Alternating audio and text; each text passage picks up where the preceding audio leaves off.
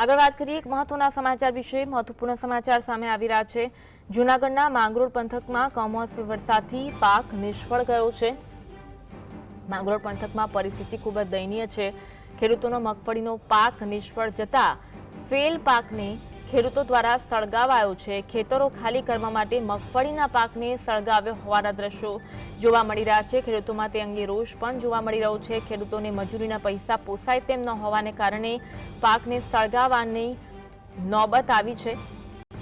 જૂનાગઢના માંગરોળ પંથકમાં પરિસ્થિતિ ખેડૂતોની જોવા મળી રહી છે, કારણ કે પાક જે છે તે પલળી ગયો છે, નુકસાની પામ્યો છે, ફેલ થયો છે અને મજૂરીના પૈસા છે તે ખેડૂતોને પોસાતા નથી, જેથી માત્ર એક જ રસ્તો બચ્યો છે કે પાકને સળગાવી દેવામાં આવે અને તેવું જ ખેડૂતો કરી રહ્યા છે અને સાથે સાથે રોષ પણ વ્યક્ત કરી રહ્યા છે કે અને રજૂઆત કરી રહ્યા છે કે સરકાર ખેડૂતોની પરિસ્થિતિ પર સહાયની જાહેરાત કરે। જે પાક છે મગફળીનો તે ખૂબ જ પલળેલી હાલતમાં જોવા મળી રહ્યો છે। કમોસમી વરસાદ જે રાજ્યમાં વરસ્યો, જેના કારણે માંગરોળ પંથકમાં ખેડૂતોને મોટા પાયે નુકસાન થયું છે અને હવે ખેડૂતો મજબૂરીવશ તેમનો પાક સળગાવી રહ્યા છે। આજ અંગે વધુ વાત કરીશું। સંવાદદાતા સંજય અમારી સાથે લાઈવ જોડાયા છે। સંજય, ખેડૂતો મજબૂરીવશ પોતાનો પાક સળગાવી રહ્યા છે, પાક ફેલ થયો છે અને મજૂરીના પૈસા પોસાય તેમ નથી, શું કહેવું છે ખેડૂતોનું? જે રીતે વાત કરવામાં આવે તો હું પ્રથમ આપને જે દ્રશ્ય બતાવવા માંગીશ કે જે ખેડૂતો છે તે પોતાનો મગફળીનો પાક સળગાવી રહી છે, કારણ કે પોતા પાસે પૈસા નથી। આ પાકને જે જમીન ઉપરથી ખસેડવો પોતાને હાલ પોસાય તેમ નથી, જેથી કરીને આ પાકને સળગાવવામાં આવ્યો છે। વધુ એકવાર હું આપને ટીએસટીવી ઉપર માંગીશ કે જે આ પાક છે આપણી સાથે કેટલાક ખેડૂતો જોડાયેલા છે। શું કહેશો, આજે તમારો પાકને સળગાવવામાં આવ્યો છે? મારું નામ ખેર દેવેન્દ્ર નારાયણભાઈ છે।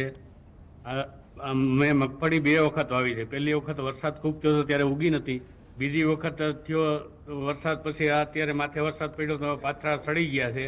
અત્યારે મજૂરી પોહાય એમ નથી, મગફળી ઉગી સડી ગઈ છે, તો હવે સરકારે વહેલી તકે કઈ સહાય કરે એવી મારી માગણી છે। આજે પાક સળગાવી રહ્યા છો, શું કહેશો? હવે અત્યારે એમાં મગફળી અડધી ઉગી ગઈ છે ને જમીનમાં તૂટી ગઈ છે, સડી ગઈ છે, તો એના મજૂરીના ખર્ચો નીકળે એમ નથી, તો હવે શું કરવું અમારે? તો આ હતા ખેડૂત, આપણી સાથે અન્ય પણ ખેડૂત છે। શું કહેશો, આજે પાક સળગાવી રહ્યા છો? પાક સળગાવવાનું મુખ્ય કારણ તો અત્યારે અમારે પાક બારોટવાના અમારી પાસે પૈસા નથી, મજૂરીનો ખર્ચ નીકળતો નથી। અમારે ઘઉં વાવવા છે, એમાં મોડું થઈ જાય છે, ઘઉં વાવવાના પૈસા નથી, એટલે અત્યારે સરકાર પૂર્ણ દેવું કરી 100% સહાય કરે, બસ એ અમારી માગી છે। તો આ હતા કે જેઓ કહી રહ્યા છે, અન્ય પણ આપણી સાથે જોડાયા છે। શું કહેશો, આજે તમારે મગફળીનો પાક થયો? આમાં સરકાર પાસે અત્યારે બધા ખેડૂતની એક જ માગણી છે કે સર્વપ્રથમ તો પાક ધિરાણ 100% માફ કરવામાં આવે, ત્યારબાદ ખેડૂતોને આ ખેતરમાં પાક પડ્યો એને બહાર કાઢવો તો ખરો ને, તો એના માટે પણ સહાય જરૂરી છે। અને ત્રીજું કે જે હવે શિયાળુ વાવેતર કરવું છે તો એના માટે પણ આર્થિક રીતે ખેડૂત પાસે કોઈ અત્યારે સગવડતા છે જ નહીં। આપણે સરકાર પાસે ઘણીવાર સાંભળ્યું કે ભાઈ 2022 કે 24માં ખેડૂતોની આવક બમણી થશે, આવક બમણી નહીં, ખેડૂત અત્યારે દેવામાં બમણો બની ગયો છે। તો સરકાર પાસે એક જ અપેક્ષા રાખીએ કે આમાં જલ્દીથી જલ્દી પહેલા તો સર્વપ્રથમ પાક ધિરાણ માફ કરે, ત્યારબાદ જ સહાય અને આ બધું ઝડપી જેમ બને એમ આપે એવી અપેક્ષા।